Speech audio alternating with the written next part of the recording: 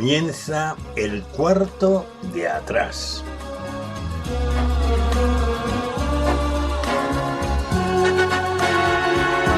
El cuarto de atrás es un tiempo para conversar entre amigos acerca de temas que nos importan. No pretendemos dar sentencias ni valoraciones especializadas, sino aportar las opiniones de personas como tú que se detienen a pensar en asuntos importantes que ocurren en nuestro mundo. El cuarto de atrás abre sus puertas durante una hora para tratar temas de actualidad desde una perspectiva diferente, la mayoría de las veces en tertulia, aunque de vez en cuando también entramos en un tiempo más íntimo y en vez de tertulia es una entrevista. En todo caso, nuestro acercamiento a la actualidad procuramos siempre que sea en perspectiva cristiana, porque esta es una emisora cristiana. Acompañamos el tiempo del cuarto de atrás, o más bien lo sazonamos con 2 o 3 breves pizcas de adobo musical. Preferimos temas de la gran música, también llamada clásica, aunque de vez en cuando escuchamos música de otros estilos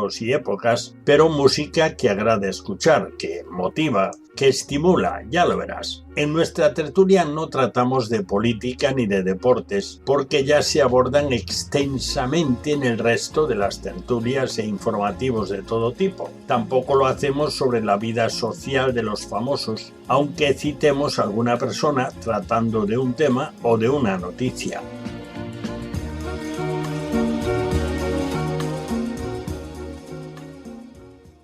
Bienvenidos al cuarto de atrás.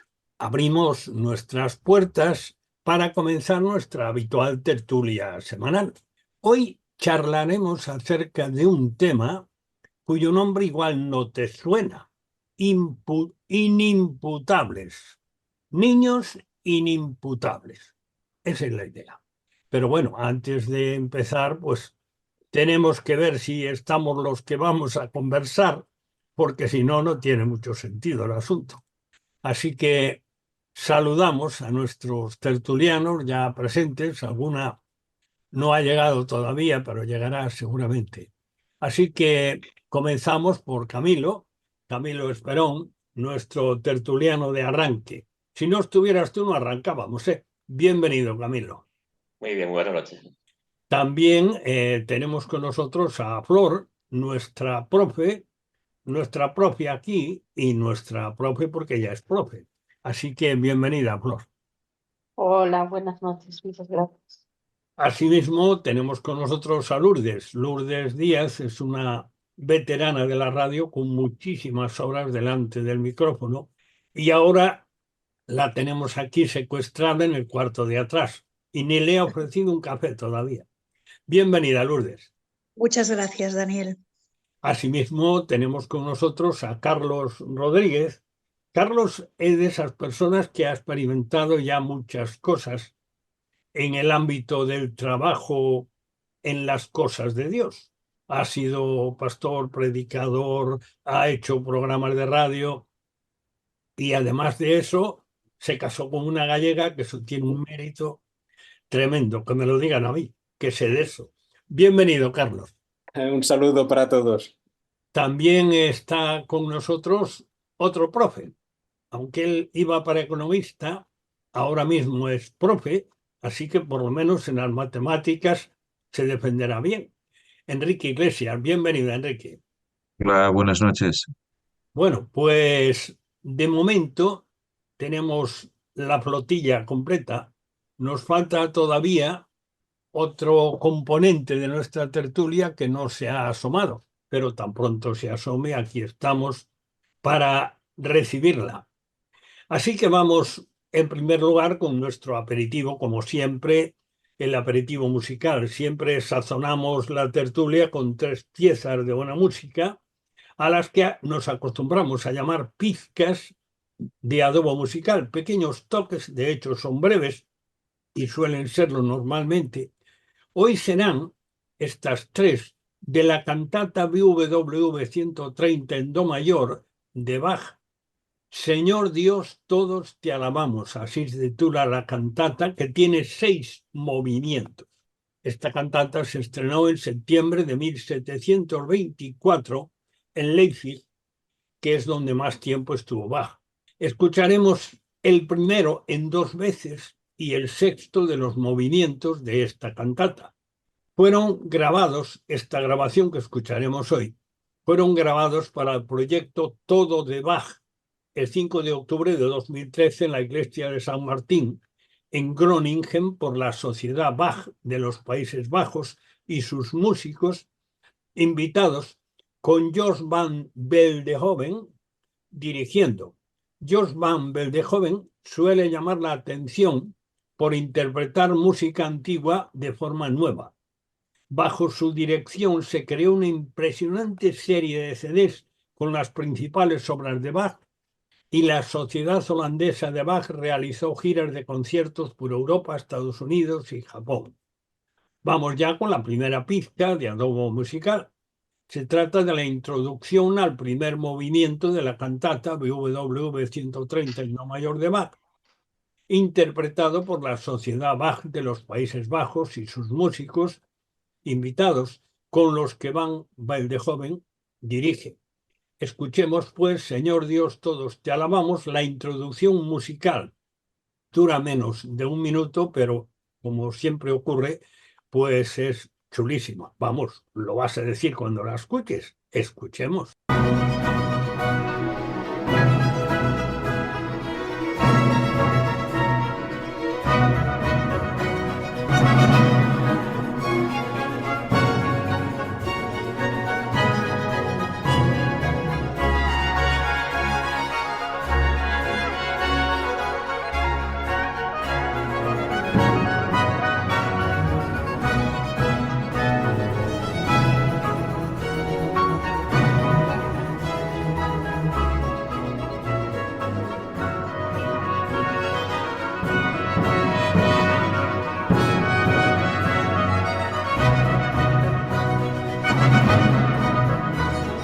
Bien, pues después de escuchar este inicio de los temas de Bach que vamos a escuchar hoy, hemos escuchado uno muy breve de la música con la que se introduce el primer movimiento, y vamos a entrarle a nuestro tema. Inimputables, niños criminales que no se pueden castigar porque no tienen edad penal. Como os dije antes, todos notáis que tengo cierta torpeza ahora mismo para pronunciar bien, y vosotros la tenéis magnífica, así que yo voy a lanzar una pregunta y después más preguntas, pero una primera que me parece importantísima, y vosotros vais interviniendo según os permitáis, pero por favor no habléis de a dos, solo de a uno. La pregunta es la siguiente, o sea, que esto es así, es un hecho. ¿Cómo hemos llegado a esto? Bueno, el inicio yo, ¿vale? Muy bien. Ya que ninguno se anima. Yo creo que la sociedad se ha vuelto muy permisiva. Yo entiendo que a partir de que ha habido que proteger a los niños, porque sí que en ciertas épocas los niños han estado pues maltratados. No digo que sea el caso igual en España, pero sí en muchos otros países. Ha salido pues muchas leyes de protección hacia los niños, que están bien, pero eso, junto con la degradación que ha sufrido la sociedad, ha llevado a que hayan cambiado aspectos de corrección que antes se hacían, aspectos normales, me refiero, pues darle una bofetada a un niño para corregirle, o cosas de castigos que ahora se ven, pues se ven mal. Y para mí, el problema básico de donde proviene esto, yendo muy al inicio, es la falta de corrección y de educación en las familias. Sí, efectivamente. Flor, creo que das en el clavo, ¿no? Con tu opinión en cuanto a cómo hemos llegado aquí. Y efectivamente creo que ha sido bueno, una sociedad que efectivamente es muy humanista, que piensa que, bueno, que humanamente saben cómo solucionar todos los problemas de la sociedad y del hombre, y bueno, y llegan a esas conclusiones, ¿no? Que la forma de, bueno, de proteger al menor, pues es eso, reduciendo la edad en la que pueda ser penalizado por la ley cuando comete un crimen, cuando comete, pues bueno, pues cualquier maldad, y piensan que, bueno, bajo ese prisma, ¿no? humanista, es el modo de, en fin, de solucionar el asunto cuando lo que se está haciendo es agravarlo. Y lo estamos comprobando no solo en España, sino en todos los países que tienen leyes como esta, ¿no? En la que los menores de 13 años pues, son inimputables. Bueno, si se deja pues la ley de Dios, si se deja aparte el conocimiento que Dios nos ha revelado en su palabra en cuanto a cuál es el carácter del ser humano, ¿no? Depravado desde que nace y en un contexto en el que pues también el contexto es depravado, pues imagínate colocar ahí a un niño, pues ¿qué ha de salir de él? Pues como tú dices, ¿no? No hay educación, no se les educa como corresponde y es como, bueno, echar gasolina a un problema. Mm. Yo estoy de acuerdo con lo que dice Carlos y con lo que dice Flor, por supuesto, pero considero que que lo grave de todo es el que el hombre se ha alejado y el hombre quiere hacer unas leyes que en muchos casos pueden parecer que son paralelas a la ley de Dios, pero que están muy lejos. Y al dejar la ley de Dios, pues lo que ocurre es eso, que la perversidad del corazón, el orgullo, la, la falta de someterse, la falta de sometimiento a las leyes de Dios lleva al hombre a, pues a perder totalmente el control, ¿verdad? Y, y tristemente si vemos y vamos a la palabra de Dios, Dios lo dice claro cuando le da a Moisés las tablas de la ley. Entre las primeras cosas que dicen esas tablas, dicen, no te harás imagen ni ninguna semejanza de lo que hay arriba en el cielo, ni abajo en la tierra, ni en las aguas, ni debajo de las aguas. No te inclinarás a ellas ni las honrarás, porque yo soy Jehová tu Dios, fuerte, celoso, que visito la maldad de los padres sobre los hijos hasta la tercera y cuarta generación de los que me aborrecen. Y eso es lo que pasa. Alejados de Dios, la consecuencia es que la maldad de los padres va recayendo sobre los hijos y se prolonga de generación en generación.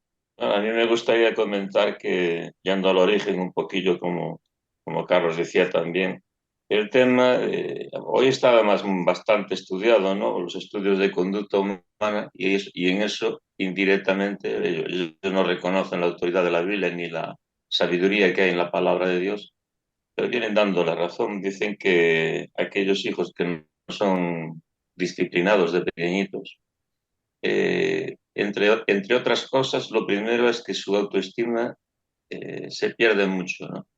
¿Qué conlleva eso? Un niño que por no ser educado, por no ser disciplinado en su niñez, eh, a partir de ese momento y perdiendo la autoestima, cuando va creciendo, la tolerancia a la frustración prácticamente es cero. ¿Qué sucede entonces si un niño no tolera la frustración? Se va a rebelar contra sus padres y en el peor de los casos, como últimamente las noticias estamos viendo, por eso Daniel trae hoy estas noticias para comentar, pues pasa lo que pasa, ¿no?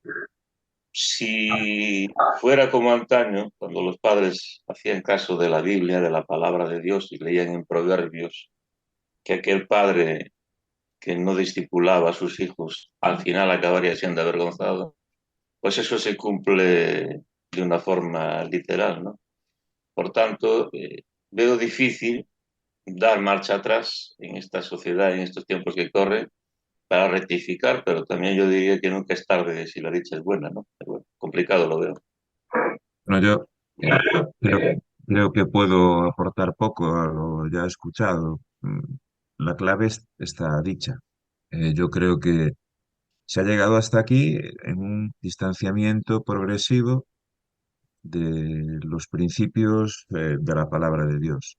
Y cuando uno estudia un poco lo que hay detrás de las corrientes de pensamiento en pedagogía que hoy están en nuestros centros educativos, pues por ejemplo se da cuenta de que están en boga otra vez principios como los de Rousseau, que decía que hay que educar a los niños sin límites, que los niños son libres completamente, que no se les puede inculcar ningún tipo de principio moral o religioso. En eso estamos, ¿no?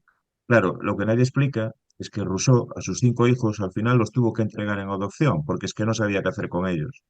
Ese es el auténtico problema. Estamos educando a estas generaciones sin ningún tipo de límites. Y los niños necesitan límites.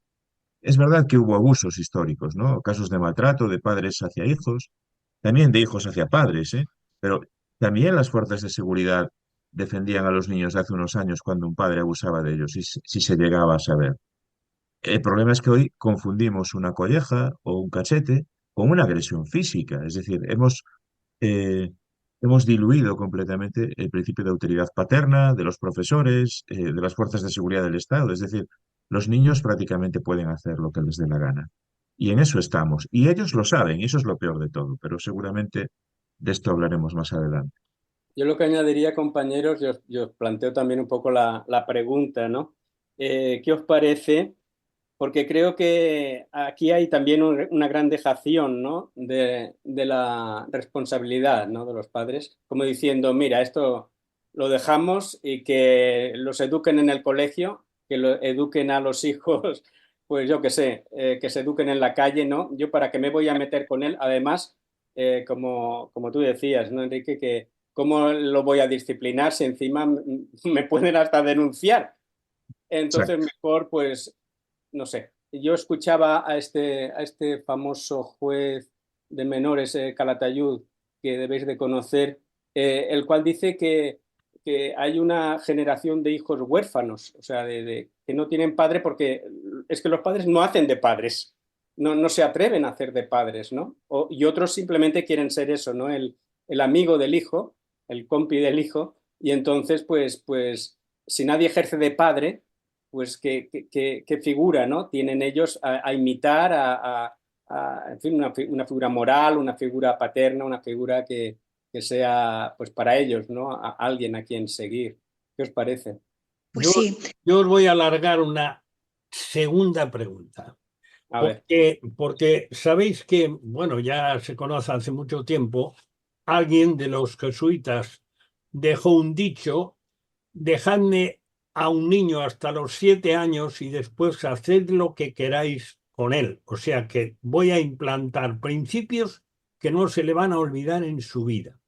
La segunda pregunta yo voy a ponerla en dos partes. ¿Por qué hemos permitido desde hace, yo creo que unos 40 años para acá, por lo menos, que nos arrebaten la niñez de nuestros hijos y que nos arrebaten su educación? ¿Qué ha pasado? pues una cosa, que, que de hace 40 años para acá la sociedad ha cambiado muchísimo. Y, y cuando antes normalmente el padre era el que salía a trabajar y la madre se quedaba en casa y se cuidaba más de cerca de la educación de los hijos, de la educación, no de la enseñanza, porque los hijos íbamos al colegio a aprender, pero la educación de las normas, de cómo teníamos que comportarnos, de la moral, nos la daban en casa. Entonces, normalmente era la madre. Al salir la madre fuera a trabajar, ¿qué pasó? Pues que esas cosas todas se empezaron a dejar en manos de los profesores, de los extraescolares, de aquellas, los hijos van al colegio, pero después tienen 50.000 extraescolares. Entonces, estos niños, ¿qué tienen? Lo que aprenden en el colegio, no solamente la enseñanza de las materias, sino que cada profesor que tiene una idea la va vertiendo en el corazón de nuestros hijos. Y como nuestros hijos desde chiquititos están en una guardería, que van comiendo todo eso. Así que hasta los 7 años ya han estado comiendo del pensamiento y de la forma que le han dado de comer aquellos que les tendrían que educar solamente, que enseñar solamente. Y entonces esos niños tienen ya una ensalada en la cabeza que es algo imposible, imposible. Y yo creo que ahí es donde comienza pues el declive de toda esa familia que tenía unos principios y unos valores que se han ido perdiendo. Y Marta, luego a eso hay que Marta, sumar. perdón, Marta, bienvenida, que es que no te he dicho ni Hola, porque estábamos en plena conversación. Estamos entrando, cada uno cuando hay un hueco entra y opina. Esta era la vale, segunda pregunta y por lo tanto puedes entrar cuando quieras. vale, os escucho un momentito y entro sin problema. Es que no sé por qué no era capaz de entrar. Vale, Bueno, yo os repreguntaría a los que sois. Espera, me Sí, gustaría añadir, estaba Flor y la corté. me era una gustaría pregunta para añadir Flor, precisamente lo que quería enviar en este momento.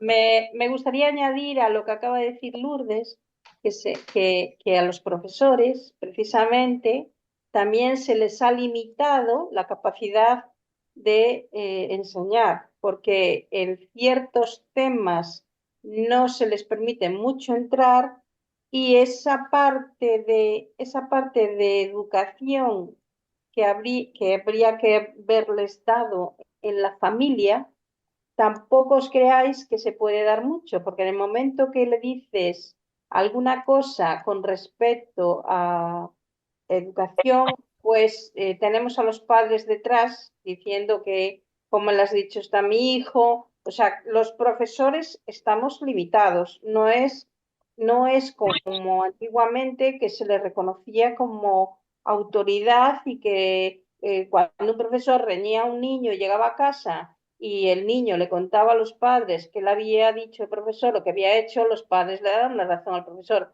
Ahora casi que no es así. Y de hecho, ahí se ven los casos de profesores agredidos por no solo los niños, sino las familias, etcétera, etcétera, etcétera.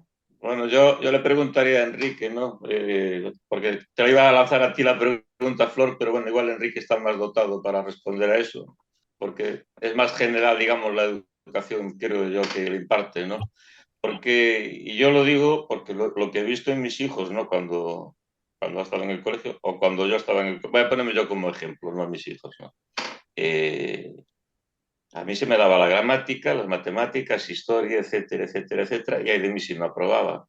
Pero nunca se me dio ideología, por decirlo así. No se me impartió una manera de pensar, de cómo tenía que pensar o ver las cosas. Y cuando yo analicé a mis hijos, sobre todo en los últimos años, cuando a veces me comentaban las cosas, las anécdotas en casa, pues ponían ejemplos de cómo se les explicaba que la ideología de género era algo que había que practicarlo, por decirlo de alguna manera, ¿no? Y a veces ejemplos donde avergonzaban a chicos.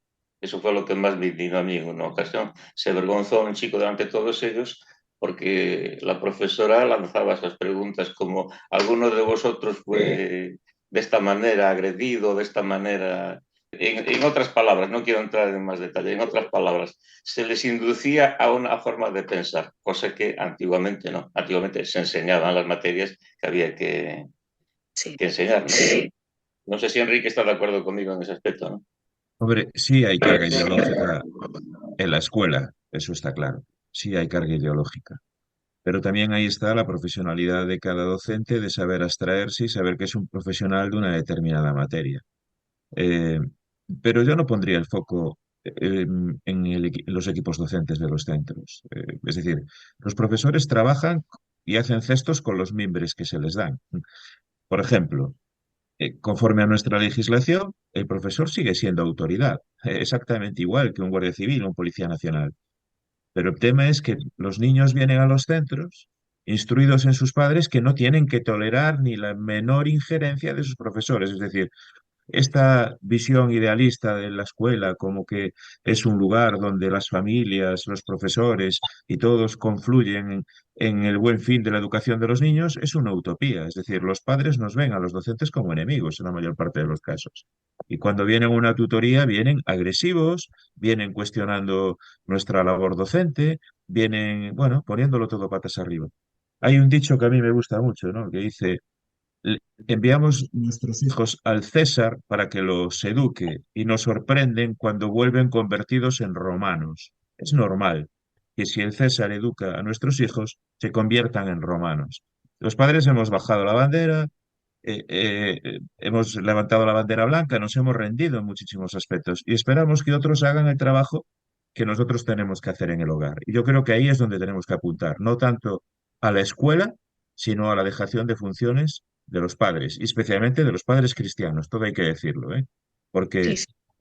lo que dice Daniel es clarísimo. Tenemos una responsabilidad que nos marca la palabra de Dios de instruir en los principios de la palabra de Dios a nuestros hijos en el camino, desde que nos levantamos hasta que nos acostamos, y es responsabilidad nuestra y de nadie más, ¿eh? Ni de los profesores de escuela dominical, ni de la iglesia, ni mucho menos de profesores que hacen su trabajo en los centros educativos.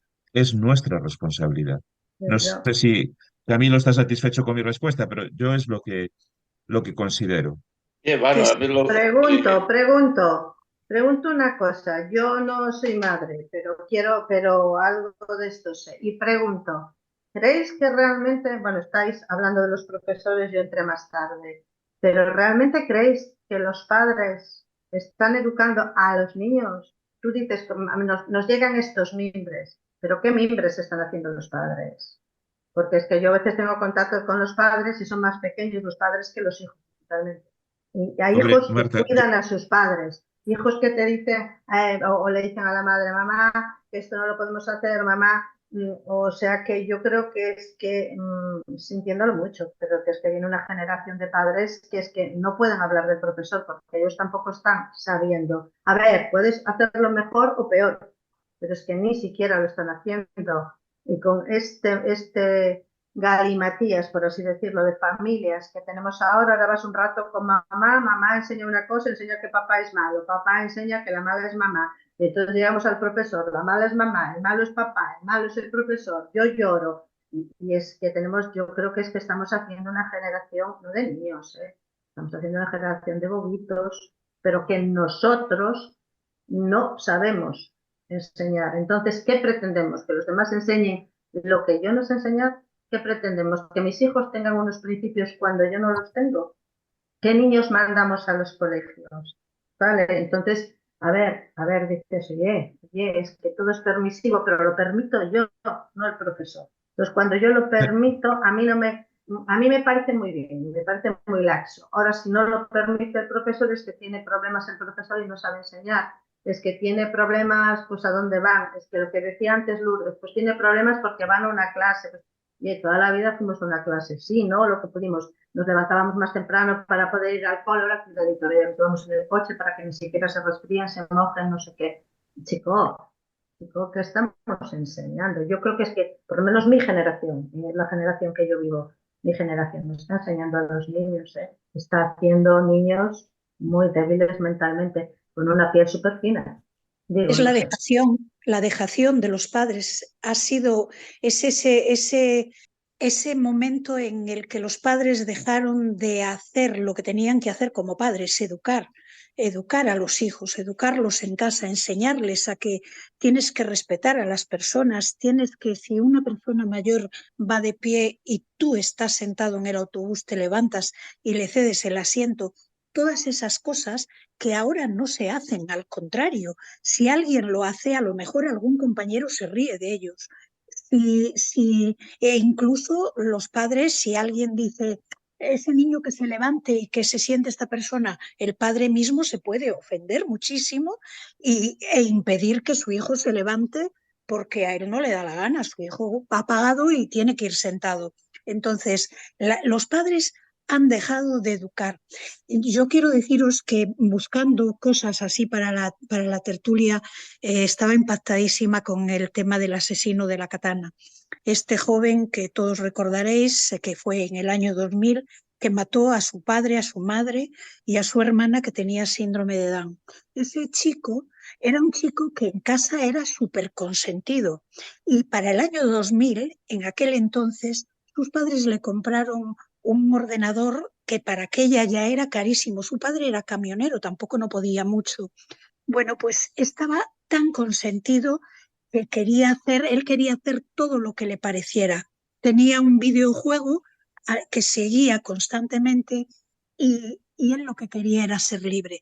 Ese chico acabó matando a su padre, mató a su madre, mató a su hermana de síndrome de Down, y cuando explica por qué los mató, a mí se me hiela la sangre, porque la verdad es que yo no le he visto nunca como un arrepentimiento, ¿no? Él lo cuenta como una cosa que le sucedió en aquel momento, pero me llama la atención muchísimo que casi como que se excusa, ¿no? Hacemos, Y real, hacemos un alto en nuestra conversación para ofrecerte la segunda pizca de Adobo Musical, que es brillantísima.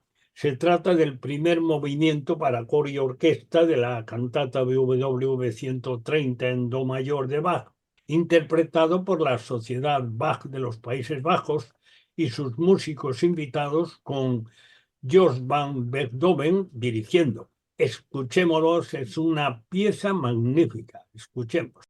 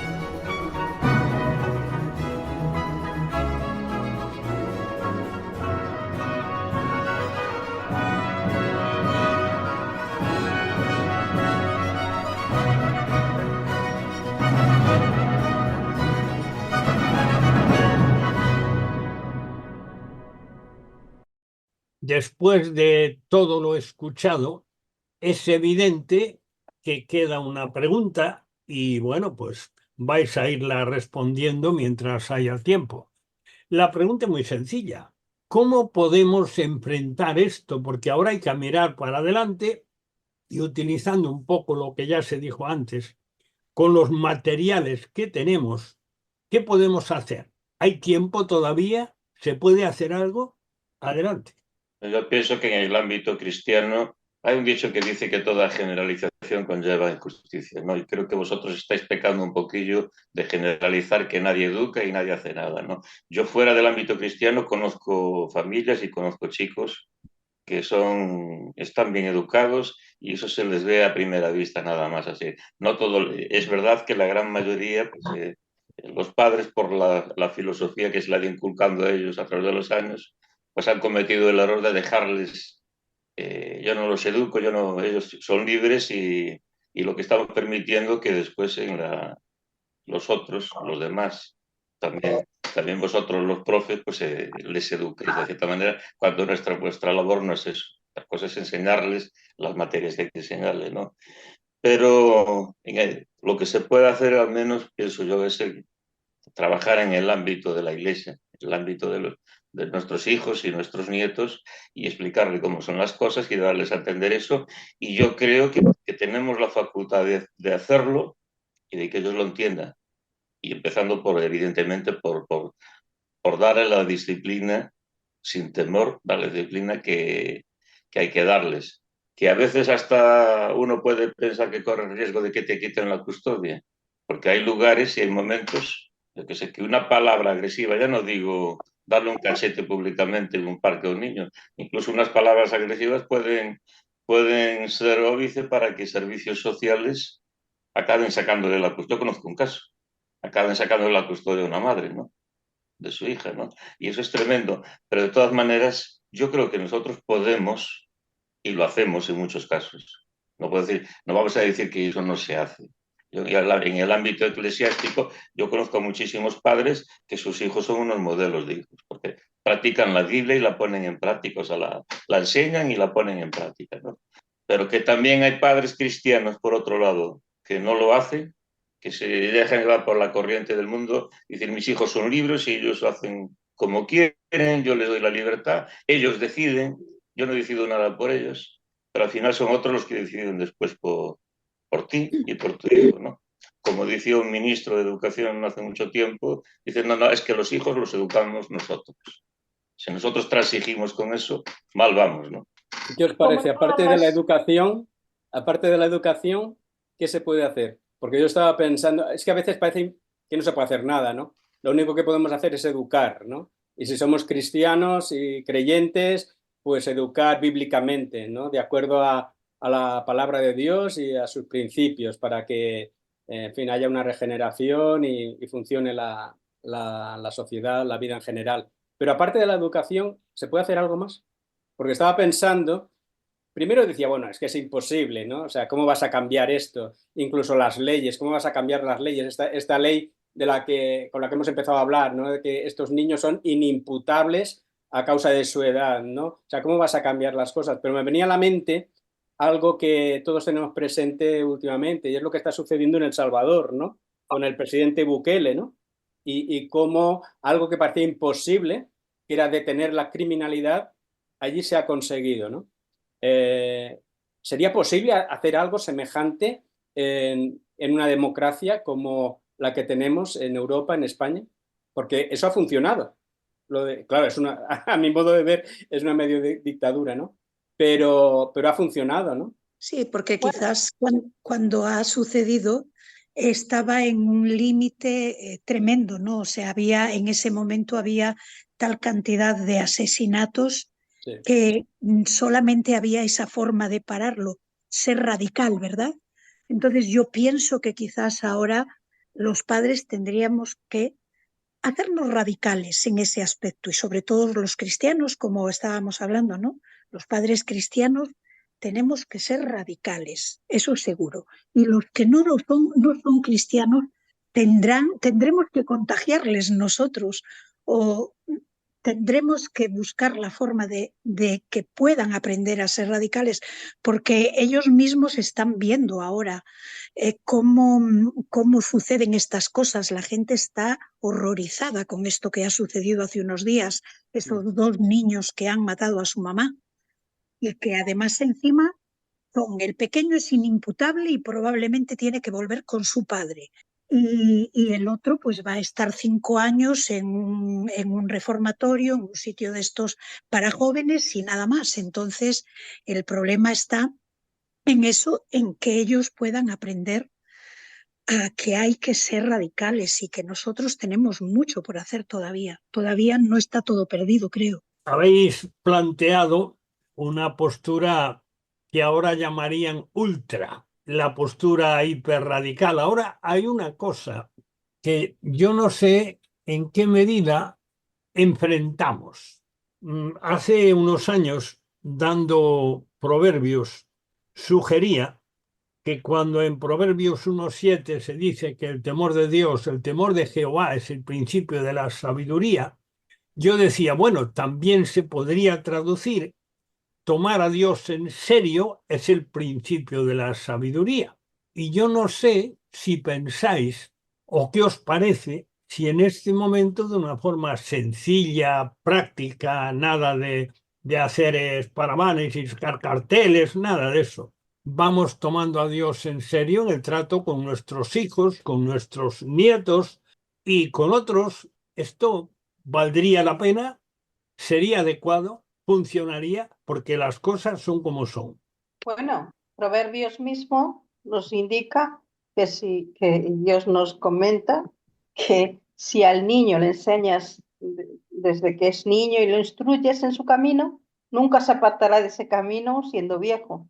Con lo cual, cualquier educación, instrucción que se haga a un niño pequeño, antes comentaban que pues este tema de coger a un niño antes de los 7 años, pues sí, precisamente las primeras edades, creo que son de 0 a 5, es las que marcan el resto del camino de la vida de los niños. Con lo cual la instrucción es fundamental y la instrucción basada en la Biblia es la instrucción perfecta, que tiene que partir obviamente y tiene que darse en las familias. Pero Incluyendo... con lo que tú decías, Daniel, con lo que tú decías, estando de acuerdo, digo que con lo que tú decías, yo creo que tiene, no sé, es que yo creo que nosotros a veces, bueno, lo pienso yo, ¿no?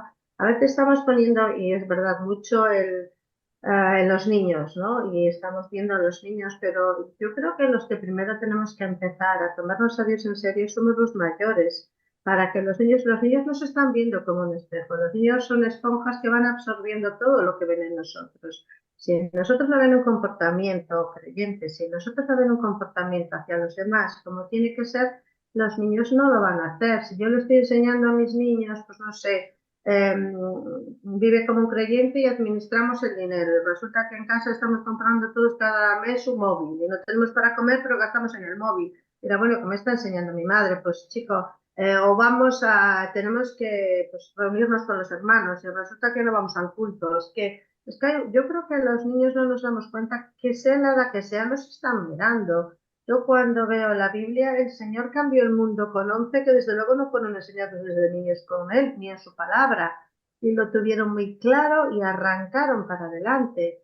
Entonces yo creo que nosotros tenemos primeramente que tomar nosotros conciencia. Creo que es que somos nosotros los cristianos light. Entonces, si somos tan light, ¿cómo vamos a pretender que nuestros niños no lo sean? Si nosotros dejamos las cosas de Dios por cualquier cosa, entonces, al final, ¿qué les vamos a enseñar a nuestros niños? Por otro lado, si decimos, no, es que queremos ser tan cerrados, chico, también si eres talibán acabando mal, hablando mal y acabando pronto, es que también es un fracaso. Los niños tendrán que ver una vida en Cristo. Es que yo creo que nuestra libertad, el Señor dice, amarás al Señor, tu Dios, sobre todas las cosas, y a tu prójimo como a ti mismo. Ahí están las libertades, a nuestro prójimo como a nosotros mismos. Da igual que seas un creyente o no lo seas, tú tendrás que hacerlo así. Ahora, ¿cómo vivimos nuestra vida? ¿Cómo planteamos nuestra vida? ¿Qué están viendo nuestros niños? ¿Qué están viendo de nuestro vivir? ¿Están viendo cristianos? ¿Tenemos ejemplo? ¿O están viendo cristianos opacos? A la mínima se callan, que no dicen nada. Ay, yo no digo por si dicen que lo que creo quedó mal, por si me llaman antigua. Bueno, pues chico, es que lo serás. Si yo digo que creo en la creación, el otro día a mí alguien me decía, pero te mentira, chica, a estas alturas de la vida. Bueno, pues es que lo creo porque lo dice la Biblia. Y me da igual delante de quien lo mantenga. Si yo no enseño a los niños a que yo solo mantengo delante de alguien, ¿lo van a mantener ellos? ¿Qué estamos pidiendo de ellos? Lo que no sabemos hacer nosotros. Yo creo que sí.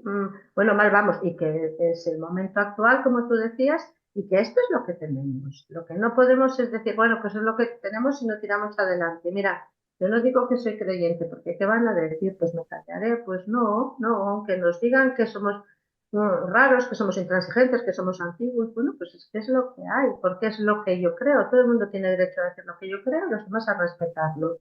Pues esto es lo que tenemos que enseñar a nuestros niños y sobre todo que nuestros niños vean en cada uno de nosotros, que creo que de esto nos estamos olvidando.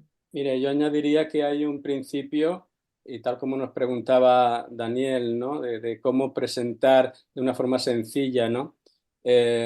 A Dios, ¿no? No sé, en la familia, en la sociedad, a los niños, a nuestros propios hijos, ¿verdad? Y ahí hay un principio que él ha mencionado, el principio de la sabiduría es el temor de Jehová, pero ese principio, si nos damos cuenta, ¿no? Se basa en la figura de una autoridad. O sea, si no partimos de que existe la autoridad, de que hay alguien que tiene autoridad, Si no partimos de este principio, no llegamos a ninguna parte. O sea, si cuando presentamos a Dios como aquel que es soberano, tiene autoridad, que es amor, pero es un amor, ¿no?, que disciplina precisamente con amor, ¿no? Si presentamos que hay un principio de autoridad a la cual el propio padre se somete en la familia y empieza a dar ese ejemplo que tú dices, Marta, por ahí, ¿no?, quizá podamos edificar algo, ¿no? O sea, poner una piedra donde apoyarnos y empezar a edificar. Porque este principio de autoridad se ha perdido en la sociedad, este principio de autoridad se ha perdido en la escuela, este principio de autoridad se ha perdido en la familia, se ha perdido en todas partes, ¿no? Entonces, es tomar ese principio. Y fíjate, estamos hablando solo de un principio, pero qué importante sería, ¿no?, presentarlo, vivirlo y hablar de él, ¿no?, en cuanto a que Dios es también ese principio de autoridad. Bueno, Carlos, yo creo que aquí estamos no haciendo la dicotomía que tendríamos que hacer, ¿no? Y a veces hablamos pensando que en el mundo y la sociedad hoy en día tendría que actuar como pensamos los cristianos. Y al mismo tiempo, la capacidad de autocrítica que tiene Marta, que parece decir que todos los cristianos no sabemos educar a los hijos. Oye, disculpa, Vamos a ver las cosas. Disculpa, yo no generalizo. Yo sé que tú educas muy bien, No, pero Marta, hay un grupo de cristianos que no educamos tan bien. Yo sé que tú lo haces perfecto, pero los demás que no somos perfectos tendremos que buscar un tipo de soluciones. Escúchame, Marta, buscar un escúchame tipo un de poquito. decir, pues es que a lo mejor no lo hacemos tan bien, es que si partimos de que todos lo hacemos bien, entonces los demás estamos pintando la mona. Marta, bueno, está, ya no digo nada más. escucha un poquito también, anda, no hables tanto. Claro, no, es que no. No, que no. Pido la palabra, me cachis en la mar. Voy a dar un puñetazo en mi cabeza. Mira una cosa, algunos de los aquí presentes somos padres, tenemos hijos y tenemos hijos que sirven al Señor. Por tanto, creo que no lo hemos hecho tan mal. Al menos vale, aquí ¿alguno tenéis algún hijo que no sirva al Señor? Es que bien. Marta, que le digo aquí a Daniel que te desconecte rápidamente. No. Bueno, Marta y Enrique por decir muchas cosas y Lourdes. Lo que yo digo es que nosotros no podemos enseñar a la sociedad de afuera cómo tienen que educar a sus hijos porque ya no estamos en esa capacidad. Desgraciadamente somos poquitos y desgraciadamente cada vez menos. Las estadísticas dicen que en Estados Unidos en estos últimos 50 años la gente que va a la iglesia ha disminuido como un 20%. Aquí en Europa exactamente igual.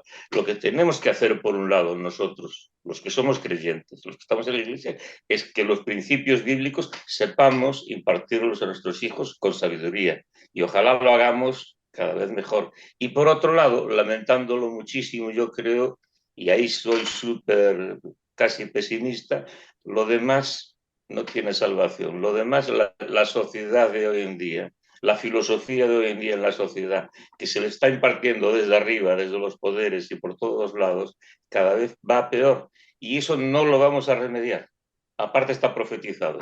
Pero aparte de eso es que lo veo, si lo analizo humanamente, veo que tampoco tiene una solución. Preocupémonos los creyentes de hacerlo bien, que Marta, muchos creyentes lo hacemos bien, aunque a usted le pese. Y sin embargo, a pesar de que la sociedad sea así, nosotros como cristianos somos llamados a ser la luz, ¿no? A ser la luz y mostrarnos como la luz. Y entonces sí que pienso que sí que tenemos nuestra labor dentro de la sociedad. Otra cosa es que sea pequeña esa labor, que seamos un punto en medio de la oscuridad o que no tengamos grandes repercusiones, pero sí somos llamados a ser luz y mostrar cómo, con ejemplo de familia y con ejemplo de cuáles son los valores que tenemos que llevar y con ejemplo de respeto hacia los demás y en nuestros trabajos cómo se debe hacer. Que nos equivocaremos, sí, que no lo haremos bien en muchas ocasiones, probablemente, claro que sí, pero al fin y al cabo esto sabemos dónde vivimos, sabemos cómo está la sociedad, pero no podemos tampoco coger y, bueno, no estoy diciendo que se esté haciendo, ¿no? Pero darnos la vuelta y hacernos ajenos a un problema que es muy serio, que va, obviamente, vamos hacia peores cosas todavía de las que hemos visto y en algún momento pues tendremos que posicionarnos y enfrentarnos con la realidad y tomar nuestra, pues bueno, pues nuestra labor, cada uno donde esté, en nuestro caso, pues como Enrique y yo, dentro de los colegios, dentro de los colegios además dando los dos enseñanza religiosa evangélica e intentando pues mostrar acerca del amor de Dios hacia los demás y acerca de cuál es la visión de Dios acerca de la disciplina con los niños. A mí me gustaría que meditáramos en una cosa, y es, ¿en nosotros realmente pensamos que los niños son inimputables? Que un niño con 12 años, con 13 años, que comete un delito, él no sabe que está cometiendo el delito, porque realmente es un poco de lo que estamos hablando, ¿no? O sea, son inimputables, son niños que no tienen conciencia de lo que están haciendo. Es cierto que un niño es incapaz de saber que si coge un cuchillo y se lo clava a su madre, está atentando contra la vida de su madre y que por lo tanto lo podemos dejar sin más. Yo creo que también tenemos que meditar en estas cosas porque los padres hacemos muchas veces que nuestros hijos piensen que no somos capaces de enseñarles, de decirles, mira, esto no está bien. Y esto lo empiezan a saber los niños con meses. Cuando tú le empiezas a decir a un niño con 9, 10 meses, esto no se hace, el niño sabe que eso no se hace y tú tienes que seguir educando a ese niño en lo que se hace o no se hace. Y yo creo que eso es lo que se ha perdido, ya no solamente nosotros los cristianos muchas veces dejaremos de hacer cosas, pero en general, ¿qué podemos decirle nosotros a los padres y qué podemos aportar nosotros a estas leyes de la sociedad de hoy en día que se piensan que un niño con 14 años no siente ni padece, no tiene culpa, no tiene nada? A mí eso es lo que realmente me preocupa. Enrique, estás calladito, hombre. No, yo estoy aprendiendo mucho. Yo pido disculpas si lo que dije suena a generalización. Entendí que el contexto del programa era referido a estos casos tan extremos, ¿no? De los que Daniel nos proponía que reflexionásemos un poco. Evidentemente creo que hay padres, tanto cristianos como no cristianos, que hacen las cosas bien o lo intentan. Pero dicho esto, os voy a plantear una pregunta. El juego estrella de las pasadas Navidades en Galicia, o sea, el regalo estrella para los niños varones, adolescentes en Galicia, fue un juego para las consolas que se llama GTA. Este juego está clasificado para mayores de 18 años, es decir, las tiendas no se lo venden a menores. Y aún así fue el regalo más vendido. ¿Creéis que la culpa es de los niños o es de quien se lo compra? Este juego ¿Podrías, incluye sexo. podrías iluminarme sobre qué trata ese juego un poquito? Pues mira, incluye sexo explícito con prostitutas, incluye violencia gratuita en la que tú matas a cualquiera de una manera arbitraria y sin que, bueno, nunca hay excusa para matar. Y te dan puntos, Eh, eh, te dan puntos por eh, matar. te dan Te puntos por matar, vas con un coche a toda velocidad saltándote los semáforos en rojo y atropellas. Este fue el juego estrella para nuestros adolescentes. Plataformas de juegos que consisten en disparar y matar simplemente de manera gratuita. Esos son los juegos estrella. Eso es lo que está alimentando la mente de nuestros hijos. Y claro que hay que poner el foco en esto. Y yo creo que se está haciendo, incluso desde los centros educativos, ¿eh? Nadie es ajeno a esto, pero muchas veces yo creo que hay una palabra que Marta no dijo, pero que es para mí clave, y es que estamos sobreprotegiendo a nuestros hijos. Es decir, de alguna manera queremos que tengan lo que nosotros no pudimos tener, queremos que disfruten de lo que nosotros no pudimos disfrutar. Y lo que necesitan los niños por encima de cualquier otra cosa, sobre todo en edades tempranas, es límites. Límites. Es decir, el ejemplo de un árbol que necesita una guía, ¿no? Para crecer derecho. Y eso es lo que hoy no les estamos dando. El padre colega, el padre permisivo, el padre que es uno más de la pandilla. No, el padre es padre y no puede dimitir de ser padre. Tiene que cumplir una misión, ¿no? Y eso lo dice también el y estar con sus hijos, y estar con sus hijos más rato y no comprarles, porque ese juego no lo ganaron los niños trabajando, ¿eh? ni esa No, consola. no, Claro, exactamente. O un iPhone de claro, 600 euros. claro. Bueno, claro que tenemos que educar en valores a nuestros hijos. Nosotros como creyentes lo tenemos clarísimo y aparte es un mandamiento del Señor, ¿eh? No es una opción, es algo que el Señor nos va a responsabilizar de la crianza de nuestros hijos. Pero a nivel de sociedad, de ser sal y luz, como escuchábamos antes, tenemos que poner el ojo en estas cuestiones, ¿no? Y bueno, daría para muchísimo más, pero de- eh, se hizo público un informe recientemente que es un compendio de todos estos casos que llevó Fiscalía de Menores en Galicia a lo largo del año pasado, y el perfil del niño no es un niño que pertenece a una familia con un padre autoritario, es el perfil de un niño que pertenece a una familia con un padre o ausente o un padre permisivo. Qué curioso, ¿verdad? Parece que Mm. ponemos siempre ponemos el foco en el padre autoritario, el padre que levanta la mano, el padre que da una colleja. Y los problemas están viniendo por la permisividad de los padres, porque los niños crecen sin límites. Yo creo que es el resumen que quería dejar, que hay que Sí, Yo poner creo que hay una límites a los niños. generación, y yo creo que hay una generación bárbara de niños.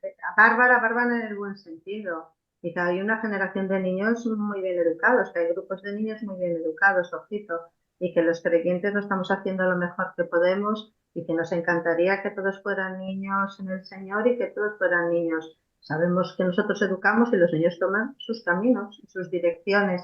Y esto creo que a veces también queremos que sean como nosotros, tampoco lo pueden ser. Tienen que tomar sus direcciones, ¿no? También. Bueno, yo siento que hemos cumplido el tiempo. La libertad que os he dado ha sido magnífica, así que muchas gracias por aprovecharla bien. Nunca estamos todos de acuerdo, pero entonces esto no sería una tertulia. Así que, por lo tanto, gracias a Carlos, a Marta, gracias a Enrique, a Flor, a Lourdes, a Camilo. Gracias porque habéis hecho aportaciones y si hemos conseguido o conseguimos, porque esto va a salir más tarde, hacer pensar y reaccionar, hemos hecho muchísimo. Así que muchas gracias. El cuarto de atrás se termina, ya sabes, con una tercera pizca de adobo musical que es muy interesante. Se trata del sexto movimiento para coro de la cantata BWV en do mayor de Bach, interpretado por la Sociedad Bach de los Países Bajos y sus músicos invitados, con Jos van Veldhoven dirigiendo. Por cierto, os va a sonar mucho, es cantado el coro y la orquesta, pero sobre todo el coro. Así que es Señor Dios, todos te alabamos. Pero como tiene 6 movimientos, hay mucha letra que no se ha podido ni mencionar. Merece la pena. Escuchemos.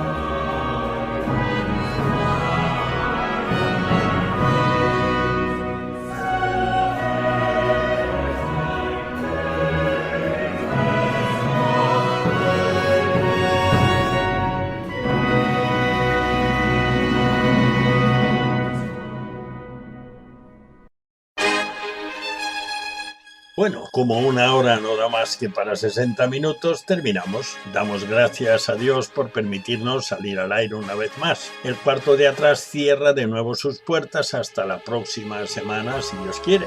Muchas gracias por acompañarnos en este rincón familiar al que tienes acceso libre. Te esperamos el próximo día, a la misma hora y en esta misma emisora. No nos faltes. Dios te bendiga. Te habló Daniel Baruja.